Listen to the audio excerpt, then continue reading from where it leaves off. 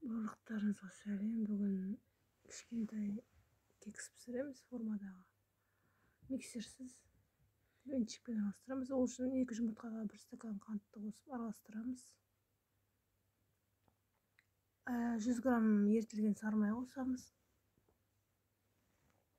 Сосын 1 стакан айран қосамыз. Араластырып, 2,5 стакан ұнға жарты шай қасық сода қосып, болмаса разрыхлитель қоссаңыз болады, 2 шай қасық. Араластырамыз. Онда еліктен өткіземіз. 2 бөліп қосамыз.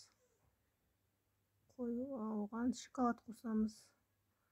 Қоспауға да болады, әркімнің тағамына қарай. Шоколадтың орнына изюм қоссаңыз да болады. Кішкентай формаларға менде 2 түрлі форма.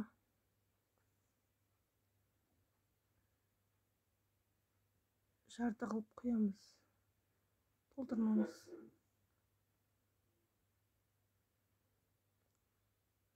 Толтырмай қоямыз жартылай қылып.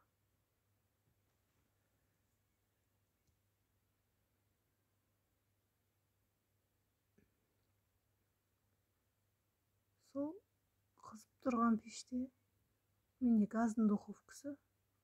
Қызып тұрған пеште 25-20 минут пісіреміз.